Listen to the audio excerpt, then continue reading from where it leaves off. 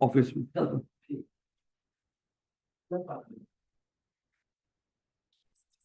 नहीं बेटा। अ, थोड़ा सा वो एरिया है जो कभी उसने पूछा ही नहीं, और उम्मीद है कि आपसे पूछेगा भी नहीं। बस थोड़ी सी अंडरस्टैंडिंग है कि क्योंकि आप स्टैंडर्ड पढ़ रहे हो, ऑडिटिंग स्टैंडर्ड, तो थोड़ा सा इसके बारे में आपको पता होना चाहिए कि ये डेवलप कैसे होते हैं या कौन सी बॉडी है जो इनको डेवलप करती है। तो international standards on auditing, ISAs कह लो, या आइजा, जिस तरह हम लफ्ज खाली सिंपली बोल लिया करते हैं। लो बेटा, ये ऑडिटिंग स्टैंडर्ड का रोल क्या है, यानी कि जब हम ऑडिट कर रहे होते हैं तो ऑडिटिंग स्टैंडर्ड उसमें क्या रोल अदा करते हैं। याद करें मेरे बच्चे, अभी हम एश्योरेंस की टाइप्स पढ़ के आए थे कि 3 तरह की एश्योरेंस की टाइप्स हुआ करते थे, एब्सोल्यूट, रीजनेबल और लिमिटेड एश्योरेंस। फिर हमने डिस्कस किया था एब्सोल्यूट तो पॉसिबल नहीं, फिर 2 तरह की टाइप्स रह गई थी, एक एब्सोल्यूट और एक रीजनेबल, सॉरी एब्सोल्यूट तो होती नहीं, रीजनेबल और लिमिटेड। फिर हमने डिस्कस किया था कि जो रीजनेबल और लिमिटेड है इन दोनों में फर्क होता है। रीजनेबल जो एश्योरेंस होती है वो हाई होती है लेकिन एब्सोल्यूट नहीं होती। और दूसरे नंबर पे मेरे बच्चे, अब जो रीजनेबल एश्योरेंस अगर आप गेन करना चाहते हो, आपको क्या लग रहा है कि अगर हमने वहां पे एक चीज डिस्कस की थी कि रीजनेबल एश्योरेंस हासिल करने के लिए आपको ज्यादा मेहनत करनी पड़ती है। अब मेहनत का क्या मतलब है, जाहिर बात है मेरे बच्चे, आप यहाँ पे जब मेहनत कर रहे होंगे किस मकसद के लिए कर रहे होंगे, ऑडिट एविडेंस इकट्ठी करने के लिए। अब ऑडिट एविडेंस इकट्ठी करने के लिए आपके पास क्या तरीकाकार होगा, उस तरीकेकार को सपोर्ट करने के लिए, ताकि आप रीजनेबल एश्योरेंस दे सकें और उसके लिए सफिशिएंट अप्रोप्रिएट ऑडिट एविडेंस इकट्ठी कर सकें, उसमें आपकी भरपूर मुआवनत करते हैं ऑडिटिंग स्टैंडर्ड। तो मेरे बच्चे, ये ऑडिटिंग स्टैंडर्ड का क्या रोल है ऑडिटर की जिंदगी के अंदर, ये आपको हाई लेवल की एश्योरेंस प्रोवाइड करने में आपकी मदद करेंगे। यानी कि वो जो ऑडिट एविडेंस आपने इकट्ठी करनी है सफिशिएंट अप्रोप्रिएट, वो कैसे इकट्ठी करेंगे, आखिर वो कौन सा ऐसा तरीकाकार होगा, हर जगह पे आपको जिस तरह की भी ऑडिट एविडेंस चाहिए होगी, उस पर्पज के लिए मेरे बच्चे ऑडिटिंग स्टैंडर्ड आपकी गाइडेंस देंगे। तो इसलिए मेरे बच्चे, एक तो रोल ऑफ ऑडिटिंग स्टैंडर्ड क्या है ऑडिटर की जिंदगी के अंदर, हाई लेवल की एश्योरेंस प्रोवाइड करने में आपकी मदद करेगा। और उसके बाद कंपैरिजन ऑफ फाइनेंशियल स्टेटमेंट्स। अब मेरे बच्चे देखें, ये जो अकाउंटिंग स्टैंडर्ड है हमने क्यों बनाए होते हैं भला। अगर ये IFRS ना होते तो हर बंदा अपने अपने अपने लिहाज से फाइनेंशियल स्टेटमेंट्स बना रहा होता। तो इस मकसद या इस ड्रॉबैक को खत्म करने के लिए अकाउंटिंग स्टैंडर्ड बनाए गए, ताकि वो जो भी IFAC है और जो बॉडी भी IFRS के मुताबिक फाइनेंशियल स्टेटमेंट्स बना रही हो, या जो ममालिक भी, तो उन सब ममालिक की फाइनेंशियल स्टेटमेंट्स एक जैसी ही होती है।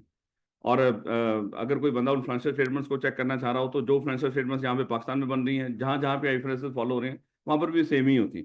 एक तो मेरे बच्चे, इसी तरह ऑडिटिंग स्टैंडर्ड आपकी मदद करेंगे कि जिस तरह फाइनेंशियल स्टेटमेंट्स में कंपैरिजन हो सकता है, उसी तरह मेरे बच्चे जब आप ऑडिट कर रहे होंगे तो ऑडिट के भी स्टैंडर्ड है। आप जब फाइनेंशियल स्टेटमेंट्स एक जैसी हैं, तो शायद उसको चेक करने के लिए, एग्जामिन करने के लिए शायद तरीकाकार भी एक जैसा हो सकता है, मिलता जुलता, एक जैसा ना कहें, मिलता जुलता हो सकता है। तो एक तो मेरे बच्चे इस चीज में आपकी मदद करेंगे। और primarily apply to the external audit. और ये जो ऑडिटिंग स्टैंडर्ड्स होते हैं, ये मेरे एक्सटर्नल ऑडिट, स्टैट्यूटरी ऑडिट के लिए अप्लाई होते हैं। यानी कि और भी एश्योरेंस की टाइप्स होती हैं, जैसे अभी हमने डिस्कस किया था कि लिमिटेड एश्योरेंस है, लेकिन एश्योरेंस की और भी टाइप्स हैं, जैसे आज हम कुछ जगह डिस्कस करेंगे। एग्रीड अपॉन प्रोसीजर्स होते हैं, कंपाइलेशन सर्विसेज होती हैं, तो कुछ और एश्योरेंस टाइप्स भी होती हैं। तो बड़ी सारी एश्योरेंस की टाइप्स होती हैं, लेकिन मेरे बच्चे फिलहाल हमारे सिलेबस के अंदर 2 ही हैं, बाकियों का सिर्फ जिक्र आएगा, और वो भी इसी जगह पे, ये जो टॉपिक है जो कभी उसने पूछा ही नहीं, तो सिर्फ इस जगह पे उसका नाम लिखा आएगा। अदरवाइज मेरे बच्चे बाकी आपने पढ़ना कहीं पर नहीं, सिर्फ 2 ही चीजें आप यहाँ पे CA इंटर के अंदर पढ़ रहे होंगे। एक ये जो हमारी ऑडिट है, और दूसरा एक आखिरी चैप्टर जो लिमिटेड एश्योरेंस के बारे में है। ले बेटा, बस ये शुरू के अंदर जो कहानी सी लिखी हुई है ना, थोड़ी सी उसकी 2-3 बातें उसके अंदर यही लिखी हुई है, आइजा के नीचे। ले बेटा, ये जरा थोड़ा सा देखिएगा, ये भी अब पढ़ लीजिएगा। IFAC ये बॉडी है, इंटरनेशनल फेडरेशन ऑफ अकाउंटेंट्स। जिस तरह हर बंदे ने अपने अपने होते हैं ना कि डिफरेंट तरह की तंजीमें बनी होती हैं, ताकि वो लोग अपने हकूक का तहफ़्फ़ुज़ कर सकें। आजकल पीका एक्ट चल रहा है पाकिस्तान के अंदर, तो कल जो ये सहाफ़ी बरादरी है, इनकी भी तंजीमें हैं, इन्होंने उसके खिलाफ केस किया हुआ है। वो सारे इकट्ठे हुए हुए थे वहाँ पे। वो कहते हैं कि अगर अदालत हमारा केस नहीं सुनती, तो शायद फिर उसके बाद हम यहाँ पे अदालत के सामने धरना दे देंगे।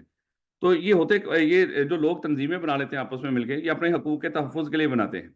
इसी तरह अकाउंटेंट्स के साथ भी शायद थोड़ा सा जुल्म हो रहा था। तो अकाउंटेंट्स को भी जरूरत थी कि शायद इनके भी हकूक हैं, बेचारे ये भी इंसान हैं, इनके हकूक का भी तहफ़्फ़ुज़ होना चाहिए। तो इनके हकूक के तहफ़्फ़ुज़ के लिए मेरे बच्चे एक बॉडी बनी जिसका नाम था इंटरनेशनल फेडरेशन ऑफ अकाउंटेंट। ये इंटरनेशनल जो बॉडीज होती है इस तरह की, ये करती क्या है, वही मेरे बच्चे जिस तरह अज्यूम कर लो, एक होती है कि चीज़ों में आपस में एक तो हम आहंगी पैदा करना, और दूसरे नंबर पे मेरे बच्चे जो होता है ना, जिस तरह एक ICC है, अज्यूम कर ले, इंटरनेशनल क्रिकेट काउंसिल है, अगर ये आईसीसी ना होती तो शायद हर मुल्क अपने, अगर तो क्रिकेट खेलते पहले तो शायद खेलते ही ना, क्योंकि ये लोगों को बताते भी हैं कि ये भी एक खेल है।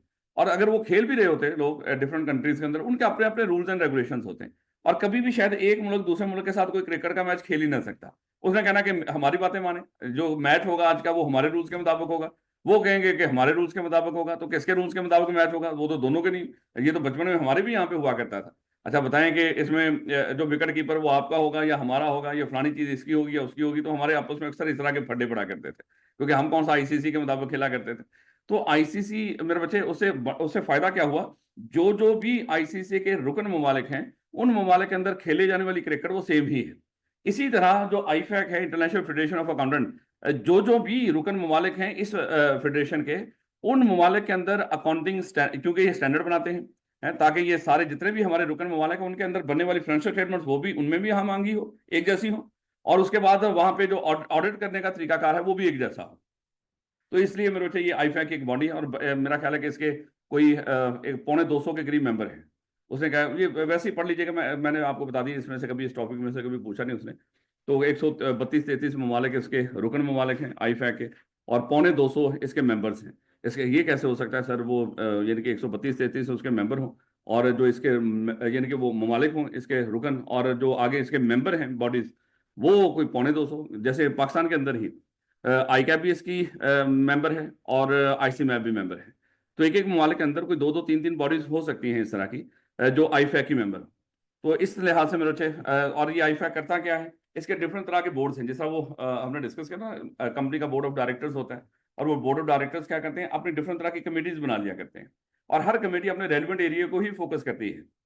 इसी तरह मेरे बच्चे, ये जो आईफैक है इसने भी अपने आप को डिफरेंट तरह के बोर्ड्स में डिवाइड किया हुआ है, और हर बोर्ड अपने रेलिवेंट एरिया को फोकस करता है। जस्ट एग्जांपल, इसके ये 4 तरह के बोर्ड्स के नाम लिए हुए। आईएएसबी है जिसका काम ऑडिटिंग स्टैंडर्ड डेवलप करना है। ये एक आईएईएसबी है, इसका काम मेरे बच्चे अकाउंटिंग एजुकेशन स्टैंडर्ड बोर्ड है। ये अकाउंटिंग एजुकेशन को उजागर करना, उसके बारे में मेरे बच्चे स्टैंडर्ड वगैरह डेवलप करना। इसी तरह ये सिर्फ नाम है, आपने वैसे ही याद रख लेना। ये एथिक्स का एक बोर्ड है जो एथिक्स डेवलप करता है, आपने भी पढ़ने हैं जब थोड़ा सा एरिया हमारे इस चैप्टर के अंदर भी है। ये देखिए चैप्टर 13 के अंदर भी है। और जब बड़े होंगे वहां पे तो 10 से 15 नंबर का एरिया आना ही आना है ये फाइनल के अंदर, कोड ऑफ एथिक्स में से। उसके बाद मेरे अच्छे एक इनका चौथा बोर्ड है, ये जो पब्लिक ये सेक्टर्स होते हैं उनके लिए स्टैंडर्ड डेवलप करता है। यानी कि अगर आपने ऑडिट करना हो किसी पब्लिक सेक्टर का, तो उसके लिए ये ऑडिटिंग स्टैंडर्ड ये वाले नहीं होते है क्योंकि उसकी फाइनेंशियल स्टेटमेंट डिफरेंट तरह की बन रही होती है। तो उसमें फिर ऑडिट करने का तरीकाकार भी डिफरेंट होता है। तो इसलिए मेरे से उसका एक ऐसा बोर्ड है जिसका काम ही पब्लिक सेक्टर को फोकस करना है। तो ये 4 तरह के बोर्ड है, बस नाम है, बस नाम इसको थोड़ा सा याद क्या करने हैं। मैंने आपको बताया कि पूछता नहीं इस एरिया में से। ले बेटा, the process of issuing auditing standard, ये एक चीज है जो शायद वो पूछ ले, या पूछी जा सकती है। इसमें थोड़ी सी जान है। मेरा ख्याल है कि ये एसी बंद हो गया, उसको भी चलाने की कोशिश करें, इसको भी एक दफा बंद करके दोबारा चलाने की कोशिश करें।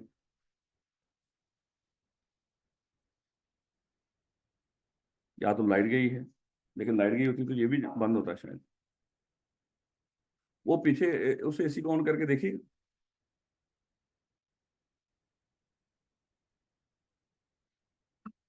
हाँ, चला।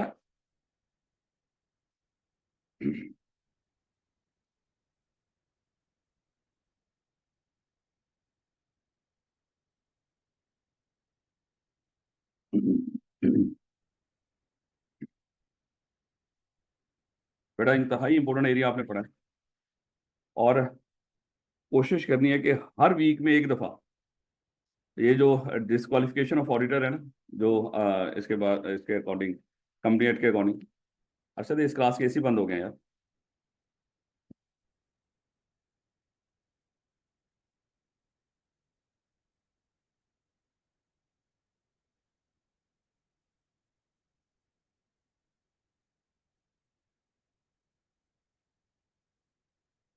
चलें,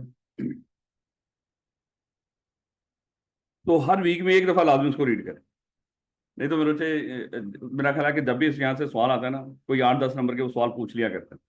तो इंतहाई इंपॉर्टेंट, सुपर डुपर इंपॉर्टेंट।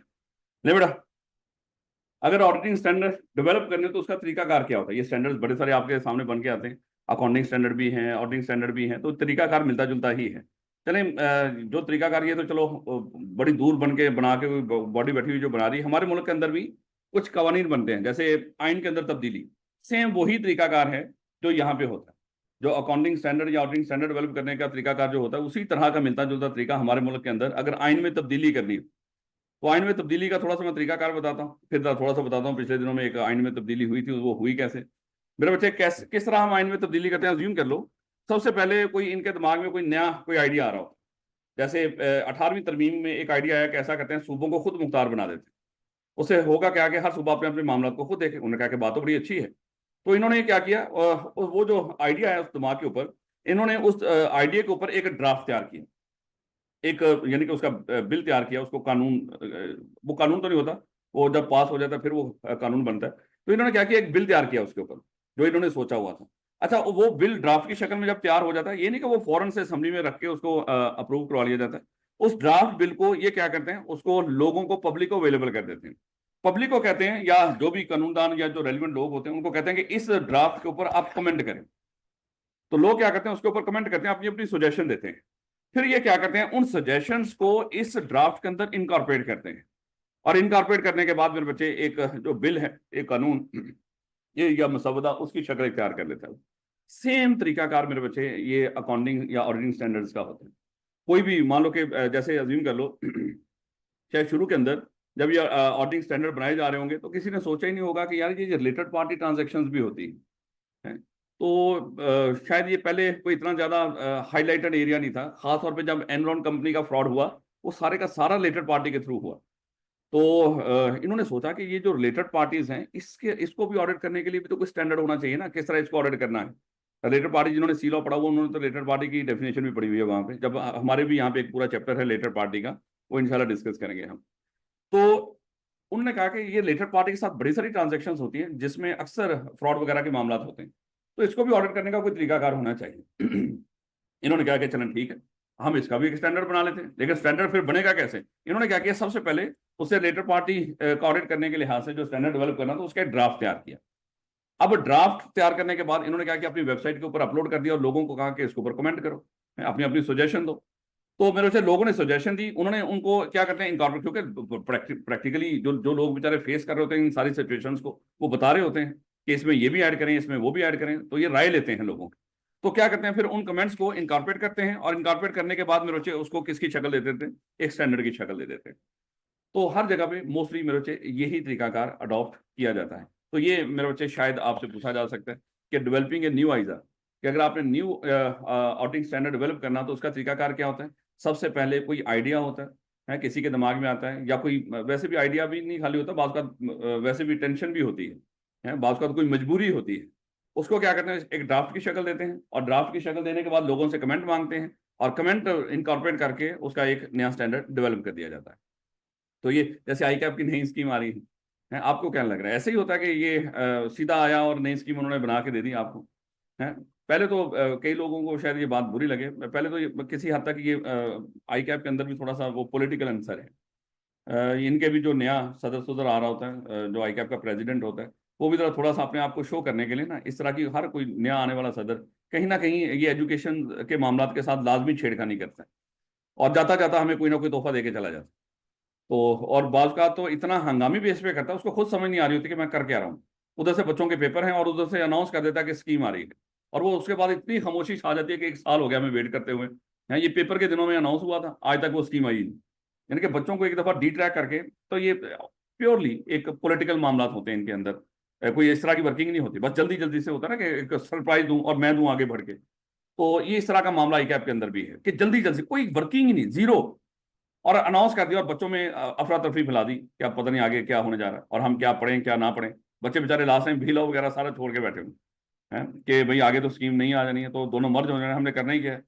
और स्कीम आई हुई को नहीं, वर्किंग ही नहीं उसके ऊपर, काम ही को नहीं है। तो खैर अल्लाह माफ करे, तो प्रोफेशनल इदारा तो है, लेकिन फिलहाल जिन लोगों के हाथों में है वो शायद उनमें उनमें जरा भुट्टो की रूह थोड़ी सी जिंदा है। ले बेटा, अब हुआ क्या कि यहां पर भी मेरे बच्चे, इनके दिमाग में आइडिया आता है।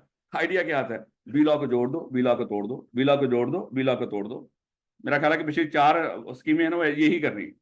बी लॉ जोड़ देते, अगला सत्र आता तोड़ देते, फिर अगला आता वो जोड़ देता उसको, फिर तोड़ देते। ये सही लगे हुए हैं ये लोग हैं, लेकिन माशाल्लाह बड़े पहुंचे हुए लोग हैं, इस तरह की ये स्कीमें लेकर आते हैं। तो रिक्वेस्ट की कि सर देखें, दुनिया के अंदर कोई भी प्रोफेशनल बॉडी उठा लें, आप जितने पेपर नहीं है, तो इतने पेपर रख के क्या क्या कर रहे हैं आप लोग, क्या चेक करना चाह रहे हैं? लोगों के थोड़े थोड़े पेपर होते हैं, वो पास कर, आप यूएसए की वो मैक्सिमम 2-3 पेपर होते हैं उनके, और बाकी दुनिया में निकल जाओ, उनकी वर्ष हमारे जितनी ही, और पेपर कितने हैं? 2-3 हैं। सीपीए उठा लो, सीएमए उठा लो, सीआईए उठा लो, कोई भी उठा लो, उनकी क्वालिफिकेशन थोड़े थोड़े पेपर हैं, सीएफए वगैरह। तो यहाँ पे माशाल्लाह 21 22 पेपर पास करो, फिर पी को भी पेपर बना दो जी, इस चीज को भी पेपर बना दो, ले लो पेपर बेचारों से, हैं? बच्चे बेचारे टिश्यू पेपर बन के रह जाते। ले बेटा, तो इनके दिमाग में भी इसी तरह आइडिया आ रहा होता है। जब वो आइडिया आता है तो उसके ऊपर फिर ये क्या करते हैं, एक ड्राफ्ट बनाते हैं, ड्राफ्ट एजुकेशन स्कीम।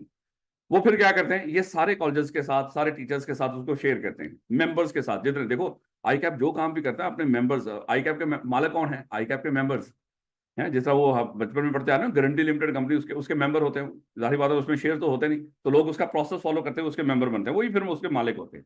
आई कैप के जो मालिक हैं वो उसके मेंबर्स हैं। और वो क्या कैसे मेंबर बनते हैं? उसका प्रोसेस फॉलो करके, जो भी, यानी कि ये कल इंशाल्लाह आप लोग भी आई कैप के मेंबर बनेंगे, तो आई कैप जो भी इस तरह का फैसला करने जाता है वो हमेशा अपने मेंबर्स के सामने रखता है, तो फिर मेंबर से भी राय लेता है। तो ये एजुकेशन स्कीम जो पुराने बाबे पास करके, बाबे तो नहीं मैं लफ्ज बोलूंगे, यानी कि जो बुजुर्ग, अच्छे लफ्जों में, तो जो बुजुर्ग पास करके उनसे राय ली जाती है कि सर ये बताएं, हम चाह रहे हैं कि पेपर जो ना 22-23 से कम करके 12 13, कहता ला मैं 22-23 पास की थे, नवी जनरेशन 12 13 पास करके आ रहे, कैसे हो सकता? माशा वो पेपर कम ही नहीं हो रहे, वो पेपर वहीं के वहीं पड़े हुए। तो उनसे राय ली जाती है मेरे बच्चे, उनसे कमेंट्स लिए जाते हैं, ड्राफ्ट उनके सामने रखे, फिर उसको इनकॉर्पोरेट किया जाता है। फिर मेरे बच्चे एक एजुकेशन स्कीम सेम, यानी कि ये 4 पॉइंट्स मेरे बच्चे आप लोगों ने याद कर लेने हैं। ले बेटा, ये छोटी छोटी बातें। कौन कौन से स्टैंडर्ड्स हैं इसको जरा देखिएगा। जो ऑडिटिंग स्टैंडर्ड बोर्ड है वो कौन कौन से स्टैंडर्ड डेवलप कर रहा है। तो इसमें डिफरेंट तरह के, एक तो मेरे बच्चे आइजा होते हैं, जो अभी हम ये सारे पढ़ेंगे हमारे सिलेबस के अंदर, वो सारे यही हैं, जिसका काम ये जो हमारी एनुअल फाइनेंशियल स्टेटमेंट्स वगैरह होते हैं, इनका ऑडिट करना होता है। एक मेरे बच्चे ISREs होते हैं, international standards on review engagement, हमारे सिलेबस के अंदर भी है, ये 2400 सीरीज होती है। अच्छा, ये जो आइजा है ना, ये 200 सीरीज से लेके ये 800 तक जा रहे होते हैं, 200 210 220 इस तरह करके, इसी तरह 800, इस तरह मेरे बच्चे हर उसमें 200 300 400 500 600, तो इस तरह करके ये चल रहे होते हैं। तो हर एक में कोई 5 5 7 7 2 2 4 4 इस तरह स्टैंडर्ड्स होते हैं। और मेरे बच्चे ISRE, इसमें मोस्टली 3 है। और international standard on assurance engagement. अब देखो, यहाँ पे बंदे को लग रहा होता है सर ये भी तो ऑडिट भी तो एश्योरेंस एंगेजमेंट ही है। तो ऑडिट के लिए प्योरली आइजा है मेरे बच्चे, इंटरनेशनल स्टैंडर्ड ऑन ऑडिटिंग है। तो फिर सर ये जो international standard on assurance engagements हैं, ये स्टैंडर्ड क्या करेंगे मेरे बच्चे? ये और भी बड़े सारे काम हैं जिनके एश्योरेंस के लिए हम अक्सर इस तरह की एंगेजमेंट कर लेते हैं। जस्ट एग्जांपल, हम चाह रहे हैं कि CFE वाले चाह रहे हैं कि अपने इंटरनल कंट्रोल्स को चेक करवाएं, क्या इंटरनल कंट्रोल सही काम कर रहा है कि नहीं। हम उसके लिए एक फर्म हायर कर लेते हैं, उनको कहते हैं कि सर ये इंटरनल कंट्रोल्स को जरा इसको चेक करके हमें एक एश्योरेंस दे दो। तो यहाँ पे जो एश्योरेंस होगी वो ऑडिट, हम पूरा ऑडिट, तो फाइनेंशियल स्टेटमेंट्स का होता है, यहाँ पे फाइनेंशियल स्टेटमेंट्स थोड़ी, हम किसको चेक करवा रहे हैं? इंटरनल कंट्रोल्स को है। या मान लो कि हम रूल्स एंड रेगुलेशन को सही से कंप्लाई कर रहे हैं कि नहीं, उसके लिए आप क्या करो, इसी तरह किसी को फर्म को हायर कर लो, वो आपको चेक करके बता देगी। तो ये ऑडिट तो होता है फाइनेंशियल स्टेटमेंट्स का।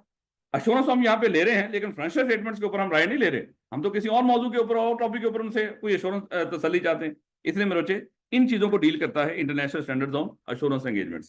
कहते हैं assurance engagement other than audit or review of historical, तारीख रिव्यू के लिए ये है और ऑडिट के लिए ये। तो ये उसके अलावा किसी भी चीज के लिए आप एश्योरेंस मांग रहे हो कंपनी के अंदर, बात होता है कि कोई नया प्रोजेक्ट शुरू करने जा रहे हैं, उस प्रोजेक्ट से रिलेटेड हम इसी तरह कोई एश्योरेंस एंगेजमेंट के लिए हायर कर लेते हैं किसी फर्म को।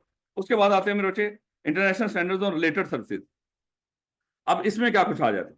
अब मेरे बच्चे जब आप बड़े होंगे इंशाल्लाह, अपनी फर्म बनाएंगे, अपनी फर्म के अंदर कई कंपनी आपको हायर करेंगी, वो कहेंगे सर बुक्स, जो बुक्स अकाउंट्स वगैरह हमने सारी मेंटेन की हुई है। या ये कह लो, चलो बुक्स अकाउंट्स ना कहें, उसको ये कह लें कि सर एंट्रियां शैंट्रियां हमने सारी की हैं, सारा साल हमने M.Com B.Com वाले रखे हुए, वो डेबिट क्रेडिट करते रहे, वो हमारे पास मेंटेन है। आप ऐसा करें, इसे बुक्स अकाउंट्स और इसे फाइनेंशियल स्टेटमेंट्स वगैरह बना के दे दें। इसको कहते हैं कंपाइलेशन सर्विसेज। अब ये मेरे बच्चे इसके लिए स्टैंडर्ड्स हैं। International standards on related services किस मकसद के लिए होते हैं? ये कंपाइलेशन एंगेजमेंट्स जो होती हैं, कंपाइलेशन एंगेजमेंट्स में क्या करते हैं, आप उनको बुक्स अकाउंट्स वगैरह बना के देते हैं। तो उसके अलावा मेरे बच्चे यहाँ पे एक एग्रीड अपॉन प्रोसीजर्स भी होती हैं, ये भी एक मेरे बच्चे एंगेजमेंट होती है। एग्रीड अपॉन प्रोसीजर में क्या होता है वो कहते हैं कि सर इसमें सिर्फ पहले से तय कर लेता है क्लाइंट और प्रैक्टिशनर, ये पहले से तय कर लेते हैं यहाँ पे करना क्या है, हायर कर लिया जाए तो उनको कहते हैं कि सर आप ये चेक कर लें हमारे जितने खर्चे हुए हैं क्या वो सारे खर्चे ऑथोराइज्ड हैं, ये चेक करके दे दें। पहले से चीजें तय कर ली, क्या एक ही प्रोसीजर है, चेक क्या करना है कि वो खर्चे अप्रूव्ड हैं कि नहीं, ऑथोराइज हैं कि नहीं। इस तरह की मेरे जो सर्विसेज होती हैं उनको क्या बोलते हैं, एग्रीड अपॉन प्रोसीजर्स। तो इसके ये ऑडिट नहीं होता, ना ही ये आइजा के मुताबिक होता है। और एक होता है मेरे international standards on quality control. अक्सर आपने देखा होगा कि जब वो बच्चे फर्म ढूंढ रहे होते हैं तो वो क्यूसीआर फर्म ढूंढ रहे होते हैं कि एटलीस्ट क्यूसीआर तो हो सके। अब ये क्यूसीआर फर्म्स क्या होती हैं? तो ऐसी फर्म जो आई कैप के या ये जो आई फैक के जो स्टैंडर्ड्स हैं क्वालिटी कंट्रोल के उनके ऊपर पूरा उतर रही, उनको हम कहते हैं क्यूसीआर रेटेड फर्म्स।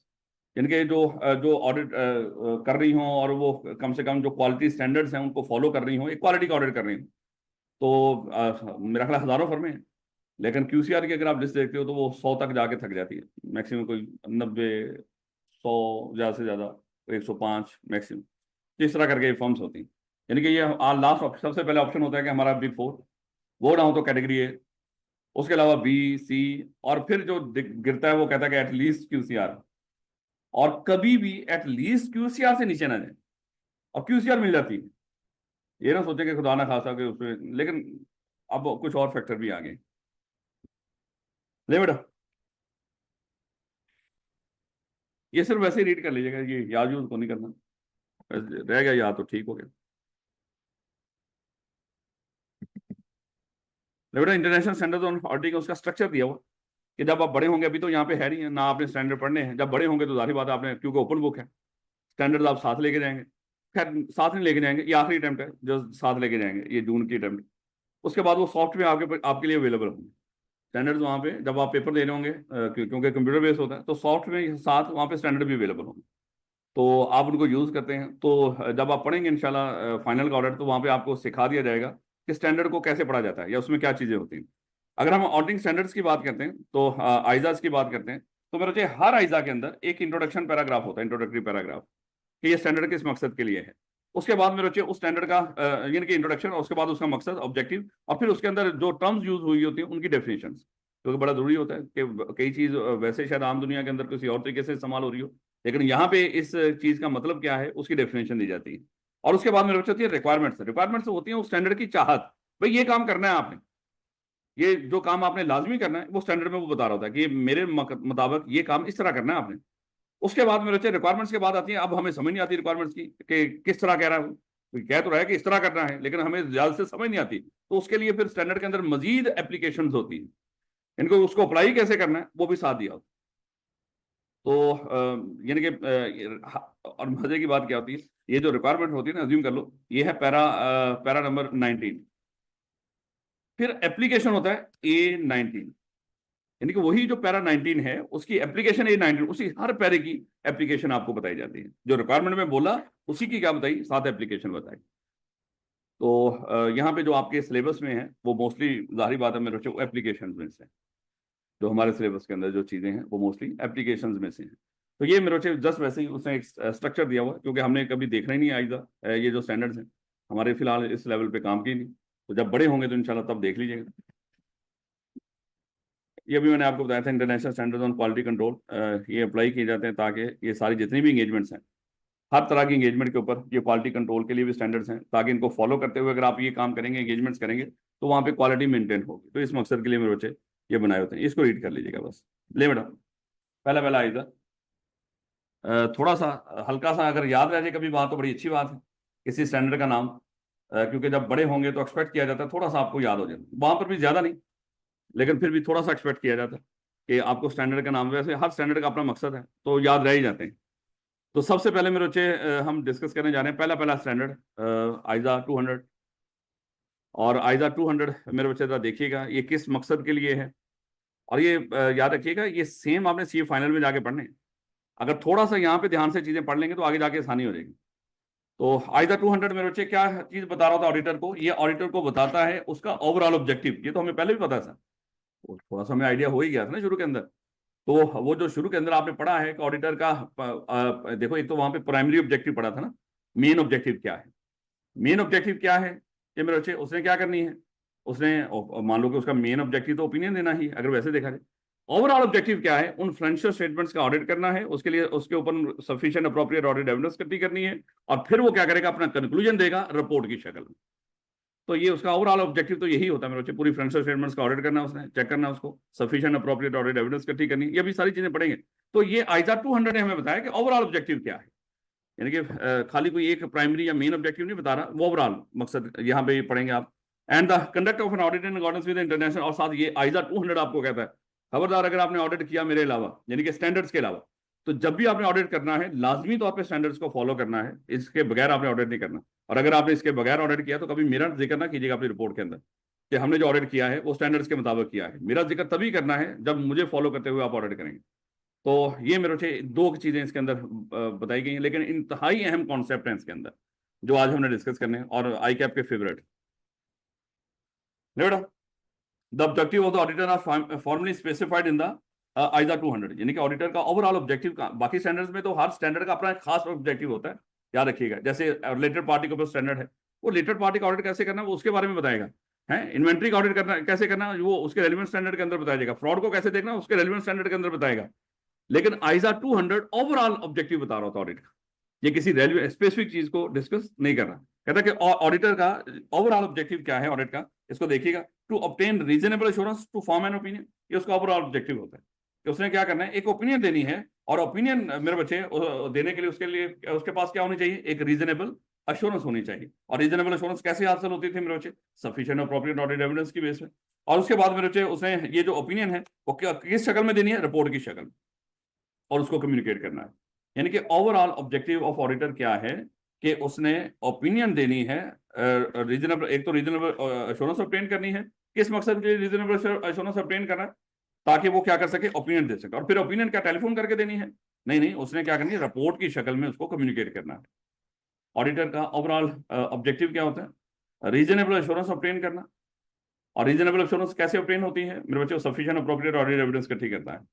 तो सफिशिएंट अप्रोप्रिएट ऑडिट एविडेंस की बेस पे वो क्या करता है, रीजनेबल एश्योरेंस ऑब्टेन करता है। और मेरे बच्चे ये किस लिए ऑब्टेन कर रहा है, ताकि ओपिनियन दे सके। और ओपिनियन किस शक्ल में देनी होती है, रिपोर्ट की शक्ल में, वो रिपोर्ट लिखकर अपने पास रख लेनी होती है, कम्युनिकेट करनी होती है। तो ये मेरे बच्चे आइजा 200 हमें बताता है ऑडिटर का ओवरऑल मकसद। ये यही हम पीछे शुरू के अंदर वो स्टैंडर्ड नहीं पढ़ रहे थे, लेकिन वो स्टैंडर्ड शुरू की जो बातें बता रहा था, डेफिनेशन वगैरह सारा कुछ, वो चीजें यहीं से अखज की हुई।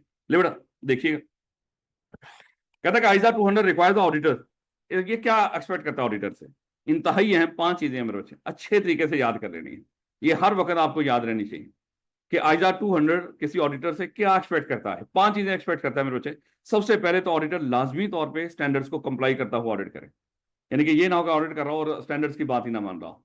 तो जब ऑडिटर ऑडिट करेगा तो लाजमी तौर पे उसने क्या करना है, स्टैंडर्ड को कंप्लाई करना है। सबसे पहले ऑडिट जो आइजा 200 वो ये रिक्वायर करता है ऑडिट से कि क्या करना है, आपने स्टैंडर्ड्स को कंप्लाई करना है। वैसे ही मान लीजिए जैसे तस्वीर बता रही है, कंप्लाई और डाई है, या तो कंप्लाई करो या मर जाओ, लेकिन करना है इसको फॉलो, स्टैंडर्ड्स को। उसके बाद कहता है कि यहाँ पे एक और बड़ा खूबसूरत कॉन्सेप्ट है प्रोफेशनल स्केप्टिसिज्म का, कि ऑडिटर से एक्सपेक्ट किया जाता है कि जब आप ऑडिट कर रहे हो उस प्रोफेशनल स्केप्टिसिज्म मेंटेन रखना। अब ये क्या है, बड़ी कमाल की टर्म है, और ये बार बार बोली जाती है, लिखी जाती है, तो इसको भी आज ही इंशाल्लाह डिस्कस करेंगे।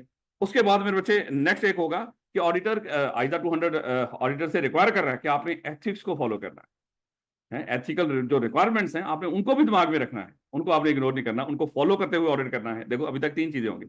आइजा 200 क्या रिक्वायर करता है ऑडिटर से, सबसे पहले जब आप ऑडिट कर रहे हो तो लाजमी स्टैंडर्ड्स को फॉलो करें। उसके बाद जब आप ऑडिट कर रहे हो तो प्रोफेशनल स्केप्टिसिज्म के लिहाज से आपने ऑडिट करना है। अभी प्रोफेशनल स्केप्टिसिज्म अभी पढ़ेंगे, पता चल जाएगा।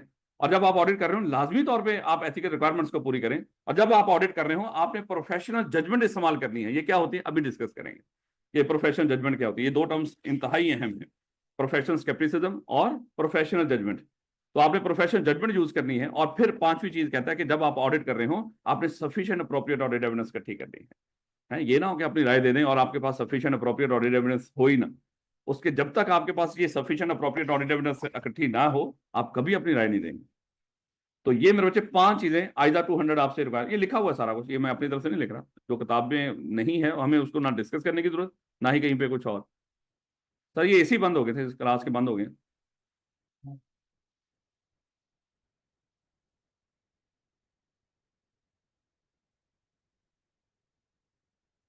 ले बेटा वापस आओ।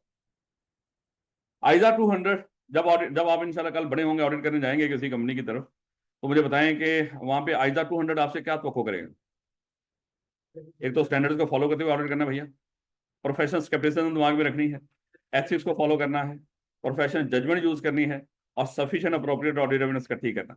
अब मेरे बच्चे इन पांचों चीजों को एक एक करके हम डिस्कस करते हैं। वो पहली तो रोल ही नहीं, वो उसमें क्या करना है कि आपने क्या करना है, स्टैंडर्ड्स को फॉलो करना है, वो तो रोड़ा हो गया ना, स्टैंडर्ड्स को फॉलो करना है बस। नेक्स्ट टॉपिक क्या था मेरा, प्रोफेशनल स्केप्टिसिज्म, इंतहाई इंपॉर्टेंट। अब प्रोफेशनल स्केप्टिसिज्म क्या होती है मेरे बच्चे, क्वेश्चनिंग माइंड। प्रोफेशनल स्केप्टिसिज्म क्या होता है, क्वेश्चनिंग माइंड। यानी कि जो चीज जिस तरह आपको नजर आ रही हो, कभी आपने उस चीज को उस तरह मान नहीं लेना। अगर आपने जो चीज नजर आ रही हो जिस तरह, उस तरह मान लिया, आप ऑडिटर नहीं हो आइजा 200 के मुताबिक। है जो चीज जिस तरह दिख रही हो उसको उस तरह नहीं मान लेना। वो कहता है कि हमेशा उस चीज के ऊपर सवाल उठाओ, हमेशा अपने दिमाग में कोई ना कोई उसके ऊपर क्वेश्चन राइज करो। जो चीज सही नजर आ रही है उसको सही ना मानो। देखो हो सकता है जो चीज ये सही मान लो, आप कोई वो चेक कर रहे हो, उनकी प्रोडक्ट्स की क्वालिटी चेक कर रहे हो, होता है ना, वहां पे इन्वेंट्री पड़ी होती है, आपने क्वालिटी भी देखनी होती है, क्वांटिटी भी देखनी है, क्वालिटी भी देखनी है। आपने एक डब्बा खोला, उसमें वो सारी चीजें सही थी, आपने ये नहीं कहना कि सारी की सारी इन्वेंट्री सही है, क्योंकि हम पढ़ेंगे आगे जाके ऑडिटर जब ऑडिट करता है वो सैम्पलिंग बेस पे करता है। आपने डब्बा खोला, उस डिब्बे के अंदर आपने देखा कि सारी चीजें जो पड़ी हुई इन्वेंट्री वो सारी सही है। अब आपने ये नहीं कह लेना कि बाकी भी सही होगी। अगर आपने ये सोच लिया कि बाकी भी सही हुई, तो इसका मतलब आपने क्वेश्चनिंग माइंड वहां पे, ये प्रोफेशनल स्केप्टिसिज्म तो इस्तेमाल नहीं की। आपने दिमाग में लेकर आना शायद इसी डब्बे में सही होगी, बाकी सारे डब्बे में खराब है। अगर आपने ये मान लिया तो आप तो मजीद फिर सैंपल ही नहीं लेंगे, वहां से कोई चीज उठाएंगे नहीं, चेक ही नहीं करेंगे। और अगर आपको खराब नजर आए, आपने यहां पर भी यही नहीं कह लेना कि हो सकता है ये चीज कम खराब है, इससे अगली और भी ज्यादा खराब है। तो हमेशा क्वेश्चनिंग माइंड रखनी है मेरे बच्चे। अगर आप गए किसी कंपनी में ऑर्डर करने, पता चला जोहर की नमाज का टाइम है, सारी सारी कंपनी ही मस्जिद में है, ये नहीं मान लेना कि यहाँ पे बहुत ईमानदार लोग हैं, यहाँ पे तो कुछ गलत हो ही नहीं सकता, सब नमाजी प्रेजी है। नमाज इंसान को बुराई और बेहयाई के कामों से रोकती है। लेकिन मेरे बच्चे, अनफॉर्चुनेटली आपको पता है कि अब हम ये जो इस तरह के मामला का सहारा सम टाइम दिखावे के लिए भी कर रहे होते हैं। खैर, अल्लाह ताला हमें पक्का सच्चा नमाजी बनाए, यही लफ्ज बोला करते हैं, और खुशू खुजू वाली नमाजें और बातें नसीब फरमाए। ले बेटा, तो क्या रखना है आपने, हमेशा क्वेश्चनिंग माइंड रखना है, प्रोफेशनल स्केप्टिसिज्म। और वो क्या होती है, जो चीज जिस तरह नजर आ रही हो उसको उस तरह नहीं मान, ये सादा अल्फाज में जिसको कहते हैं हर चीज में कीड़े निकालने, तो आपने कीड़े निकालने, जो भी चीज आपने हो उसको नहीं मानना। ले बेटा, तो इसमें तीन चीजें हैं। यानी कि कैसे पता चलेगा सर हम जो प्रोफेशनल स्केप्टिसिज्म है इसको मेंटेन कर रहे हैं कि नहीं। तो उसमें तीन चीजें अगर आप फॉलो कर रहे हो तो आप प्रोफेशनल स्केप्टिसिज्म को फॉलो कर रहे हो। सबसे पहले क्वेश्चनिंग में, वही बात, हर चीज के ऊपर सवाल उठाओ, हर चीज के बारे में सोचो कि अगर ये चीज इस तरह है तो हो सकता है ये इस तरह ना हो, या हो सकता है ये चीज अगर थोड़ी सी खराब है तो बाकी चीजें हो सकता है इससे भी ज्यादा खराब हो। ये तो क्या रखो, क्वेश्चनिंग माइंड रखो। उसके बाद मेरे बच्चे, हो सकता है आप हमेशा कुछ ऐसी कंडीशंस आपके सामने आएंगी जहां से आपको आपके दिमाग में फौरन से क्वेश्चन आना चाहिए कि यहाँ पे फ्रॉड भी हो सकता ये भी हम इसकी एग्जांपल्स पढ़ेंगे। जैसे मान लो कि सारा सेल सेल नहीं हुई और साल के आखिर पे धड़ाधड़ सेल्स हो रही है, हो सकता है सिर्फ दो नंबरी की जाए, फ्रॉड किया जा रहा हो ताकि फाइनेंशियल स्टेटमेंट्स के अंदर सेल्स दिखा सकें। हैं, एक बंदे को सारी की सारी सेल्स हो ही जा रही है। यार हो सकता है ये बंदा, इनका कोई रिलेटेड पार्टी हो, है ये इनको सेल्स कर रहे हैं भाई, जब साल एंड हुआ उसके बाद हमें रिटर्न कर देना, फिलहाल सेल ले लो ताकि हम सेल्स शो कर सकें। तो आपने क्या रहना, आपने जो फ्रॉड की कंडीशंस होती हैं उनको भी अलर्ट रहना, और अलर्ट तभी रहेंगे अगर क्या होगा, क्वेश्चनिंग माइंड होगा, प्रोफेशनल स्केप्टिसिज्म होगा। तभी आपको ऐसी सिचुएशन सामने नजर आएंगी, जैसे होता है ना कि अल्लाह माफ करे कोई इंसिडेंट हो जाता, तो पुलिस वाले इन्वेस्टिगेशन कर रहे होते। मेरे बच्चे, वो जो पुलिस वाला इन्वेस्टिगेशन कर रहा होता है, आपको पता है कि सबसे पहले शुरुआत कहाँ से करता है, उसके इंतहाई करीबी रिश्तेदारों, और उस दायराकार को फैलाता जाता है। अब ये नहीं कहेंगे कि अल्लाह माफ करे, वो पुलिस वाला ये नहीं सोच रहा होता, वो ये नहीं सोचता कि अगर अगर ये इस बंदे का कोई नुकसान हो गया, कोई अल्लाह माफ करे कोई कत्ल हो गया है, तो इसका शायद अपना फैमिली में से कोई बंदा नहीं हो सकता ना ना। और जो उस वक्त जो सबसे ज्यादा रो रहा हो, दीवारों को टकरे मार रहा हो, सबसे पहले उसी को बुलाता है, इसको मेरे कमरे में भेज दो। तो ये किस वजह से, और वो तो इसलिए रो रहा था ताकि उस पर शक ही ना हो। लेकिन मेरे बच्चे, उनका भी प्रोफेशनल स्केप्टिसिज्म है, उनके दिमाग में है क्वेश्चन, ये इतना क्यों रो रहा है, बाकी तो रो नहीं रहे इसको इतनी कौन सी दुख हुआ हुआ। वैसे ही अल्लाह माफ करे, मैं बता रहा हूँ। तो इसलिए मेरे बच्चे, वो सारे का सारा जो अपना इन्वेस्टिगेशन करते हैं वो किस बेस पे करते हैं, क्वेश्चनिंग माइंड के बेस पे, प्रोफेशनल स्केप्टिसिज्म।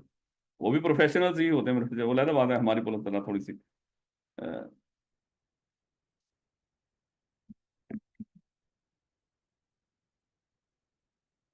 वो उनका जो प्रोफेशनल स्केप्टिसिज्म है, पैसे वो खाते फिर वो साहब बेचारा जो मासूम होते हैं वो जेलों में, और जो गुनहगार होते हैं वो माशाल्लाह उनकी मुलाकातें करने जा रहे हैं। ये हमारे खैर। तो प्रोफेशनल स्केप्टिसिज्म में कितनी चीजें हैं? तीन। क्वेश्चनिंग माइंड रखना, उसके बाद being alert to conditions which may indicate possible misstatement due to error और फ्रॉड, यानी कि उन कंडीशंस को आपने फौरन से उन कंडीशंस के बारे में सोचते रहना। कुछ ऐसे हालात आपके सामने आएंगे जहां से आपको लगेगा कि इसकी वजह से फाइनेंशियल स्टेटमेंट्स के अंदर, जैसे जस्ट एग्जांपल, आप आए, आपको पता चला कि इनका जो अकाउंटिंग डिपार्टमेंट में अभी ये सारे लोग नए नए रखे गए, पुराने सारे छोड़ के चले गए हैं। अब आपके दिमाग में फौरन से आना चाहिए कि भैया नए लोग हैं, गलतियां हो सकती हैं, जानबूझ के नहीं कर रहे होंगे, अनजाने में हो रही होंगी, है। तो इस तरह का मामला हो सकता है। आप आए, आपने देखा कि बाकी सारे लोग बेचारे छोटी छोटी गाड़ियों में, जो इनका सीएफओ है वो मर्सिडीज में आया है, भाई कमाल हो गया, है। हो सकता है माशाल्लाह कोई 2 मिलियन कर रहा हो यहाँ पे। तो इसलिए मेरे बच्चे हर चीज के ऊपर आपने क्या करना है, क्वेश्चनिंग माइंड रखना और अलर्ट रहना, वहां पे अलर्ट रहना कि कौन सी यहाँ पे ऐसी चीज हो सकती है जो इस चीज की वजह बन सकती है कि मिसस्टेटमेंट ऑफ फाइनेंशियल स्टेटमेंट्स के अंदर, और फाइनेंशियल स्टेटमेंट्स में मिस्टेट की कितनी वजह हो सकती है? सिर्फ दो, या तो एरर या फ्रॉड। इसके अलावा तीसरी कोई चीज नहीं होती मिसस्टेटमेंट की। उसके बाद में रखिए आपने critical assessment of audit evidence, और जो एविडेंस आपको मिलेगी ना, आपने उसको क्रिटिकली असेस किया करना है। यानी कि आपने कहना है कि हो सकता है जो एविडेंस मुझे मिली है ये खराब हो, है, इसके अलावा कुछ और भी होना चाहिए, और हो सकता है। जस्ट एग्जांपल, जैसे अभी हमने डिस्कस किया, आपने एक डब्बा खोला, उसमें सारा कुछ सही था, है, तो आपने इसको अगर उसी को सही मान लिया तो आपने ये क्या कमाल किया। फिर वो क्या करता है, मजीद डब्बों को खोल के देखता है। मान लो कि आपने यहाँ पे डिफरेंट तरह का तरीकाकार होगा मेरे बच्चे। जस्ट एग्जांपल, ऑडिट एविडेंस, यहाँ पे कहा जाएगा, अगर तो ऑडिट एविडेंस आपको कोई ऐसी मिले जुबानी कलामी, वो इतनी स्ट्रांग नहीं होती। वो ऑडिट एविडेंस स्ट्रांग होती है जो डॉक्यूमेंट्स की शक्ल में मिले, आपको रिटर्न मिले।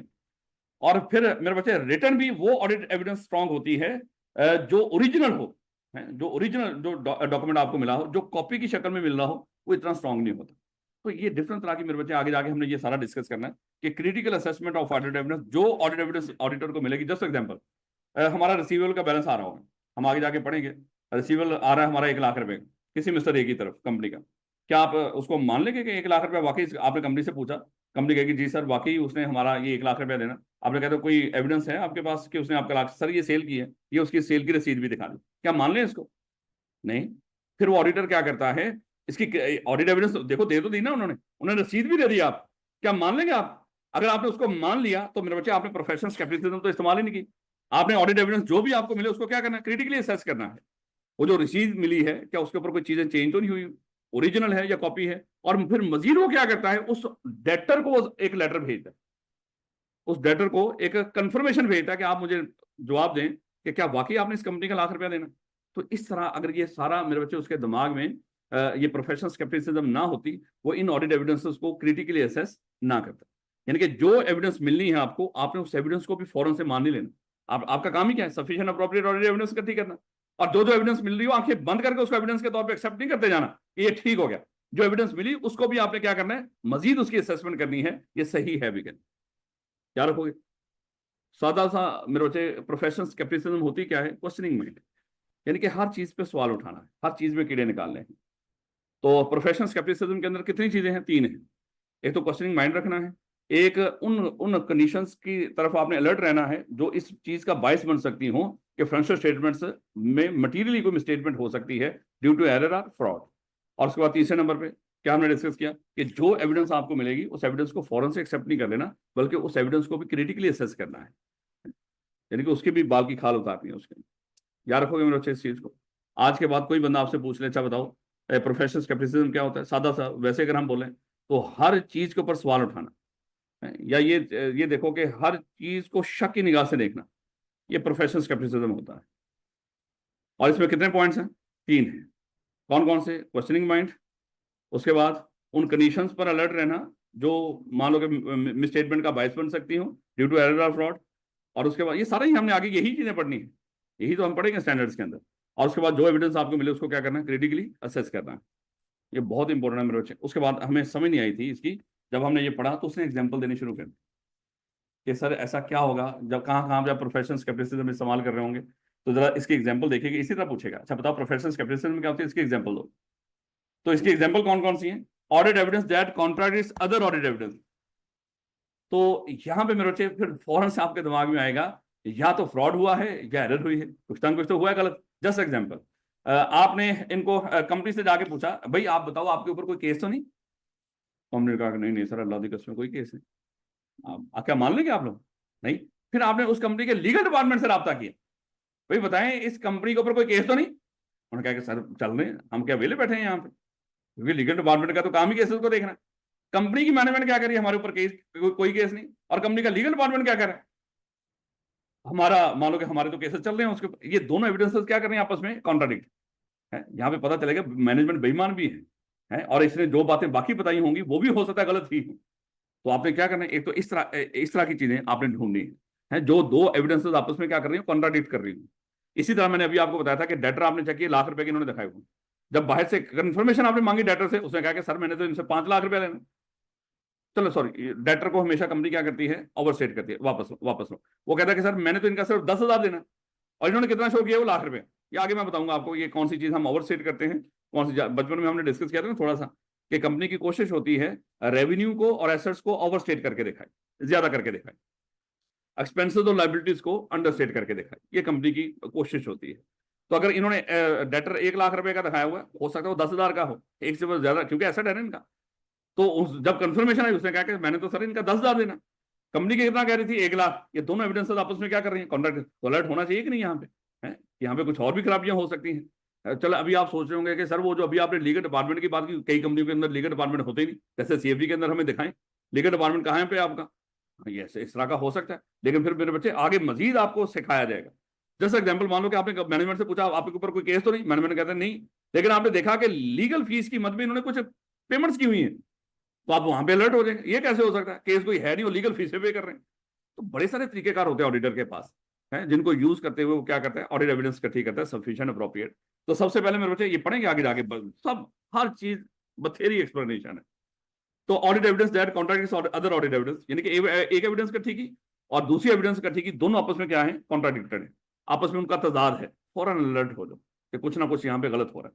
उसके बाद इन्फॉर्मिंग, वैसे भी अल्लाह माफ करें पता नहीं, लेकिन जितने कोई इस तरह की इन्वेस्टिगेशन, मैं एक वकील भी हूँ, हैं, मैं जितनी इन्वेस्टिगेशन सीरीज होती हैं या जितने इस तरह के वो होते हैं, वो मैं लाजमी उसको मैं देख लिया करता हूँ, चाहे वो नेटफ्लिक्स पे हो चाहे किसी पर भी हो, तो मैं उनको कभी नहीं छोड़। तो क्या कमाल कमाल के उसमें वो सारा कुछ मामला होते हैं। और फिर मैं कह रहा हूँ कि क्योंकि चलें खैर, कहते हैं कि information that bring into question the reliability of document. अगर आपको कोई ऐसी इन्फॉर्मेशन मिले जिससे आपको लग रहा हो ये जो डॉक्यूमेंट आपके सामने है ना, ये लायबल नहीं है, जिस तरह मान लो कि एक डॉक्यूमेंट आपके सामने है, उसके ऊपर कटिंग हुई हुई है, जिस तरह आपका पेपर जब जाता है, तो पेपर का भी रिलायबल है कि नहीं है, वो भी देख रहे होते हैं, जगह जगह पे कटिंग हुई हुई है, फलाना हुआ हुआ है, तो खैर वो तो चलो पेपर का मामला है, बात वहां पे तो चीजें आपको सही बाद में कॉन्सेप्ट समझ में आ रहा होता है, आप चीजें उसको काट के दोबारा लिखो, कोई दिक्कत नहीं होती।